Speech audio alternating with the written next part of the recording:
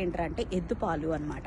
అక్బర్ బీర్బల్ కథలు ఉంటాయి కదా, అందులో భాగంగా ఒకానొక రోజు అక్బర్ గారు బీర్బల్ని పిలిపించి ఎలాగైనా సరే నాకు వారం రోజుల్లో ఎద్దు పాలు కావాలి అని అడిగారు. సరే ఎద్దు పాల అర్థం కాలేదు ఆయనకి. సరే ఇంటి ముఖం బట్టి ఆలోచిద్దాం అంటే ఎద్దు పాలు తీసుకురావాలి, తీసుకురాకపోతే ఆయన ఏమన్నాడంటే నీకు కఠిన కారాగార శిక్ష తప్పదు, వారం రోజుల్లో తేకపోతేనే ఒక టాస్క్ ఇచ్చేసాడు. ఇంటికి వచ్చి ఆలోచించి భార్యతో డిస్కస్ చేస్తే భార్య అంది, ఈ సమస్య నేను సొల్యూషన్ వెతుకుతాను, మీరు గమ్మున ఉండండి, మీరు ఇంట్లోనే ఉండండి, నేను వెతుకుతానని చెప్పేసి కొన్ని మాసిపోయిన బట్టలు తీసుకుని పక్కనే ఉన్న రివర్ దగ్గరికి వెళ్ళి గట్టిగా ఏడుస్తూ బట్టలు ఉతకడం మొదలుపెట్టింది. అటుగా వెళ్తున్న రాజభటులు ఇది విన్నారు, ఏడుపు విన్నారు. ఏంటమ్మా బట్టలు ఉతుక్కోకుండా ఎందుకు ఏడుస్తున్నావు అంటే, మా పక్క గ్రామంలో ఉన్న మునసబుకి అంటే గ్రామ హెడ్కి మనవడు పుట్టాడు, మగపిల్లాడు పుట్టాడు, వాడేమో పుట్టిన దాకా ఉండి వాడి బట్టలేమో మైలు బట్టలన్నీ నాకేశారు, నేను ఉతకలేకపోతున్నాను, ఎన్ని ఉతికినా ఇంకా మురికి వదలట్లేదు, చాలా బట్టలు ఉన్నాయని. ఏంటి మగపిల్లాడు పుట్టాడా అని అడుగు.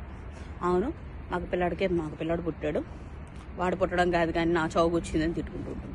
సరే ఇదేదో రాజుగారి దగ్గర తెలుస్తాము పద దీనికి అంతఃపురానికి అని చెప్పి తీసుకెళ్లారు.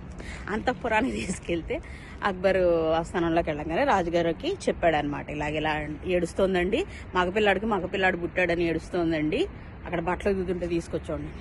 ఏంటమ్మా ఏం మాట్లాడుతున్నావు నువ్వు అంటే, అవునండి ఎద్దు పాలు ఇస్తుందంట కదా, ఎద్దు పాలు ఇవ్వంగాలేంది, మగపిల్లాడు పుడితే ఏంటా తప్ప అని అడిగింది. ఏంటిది రాజుగారికి ఎక్కడికో కొట్టిందనమాట అక్బర్ గారికి. ఇది ఎక్కడో విన్నట్టుంది అనుకుని తను తప్పు తెలుసుకుని వెంటనే బీర్బల్ గారిని పిలిపించండి అని రాజభట్లకు అప్పు చెప్తాడనమాట. మరి ఆయన ఇంట్లో ఉన్నాడు కదా అనగానే అప్పుడు ఈవిడ అసలు విషయం చెప్తుంది. అప్పటి వరకు తెలియదు కదా బీర్బల్ భార్య అని.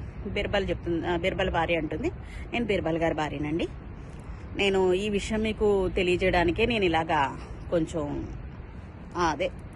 అబద్ధం ఆడవలసి వచ్చింది.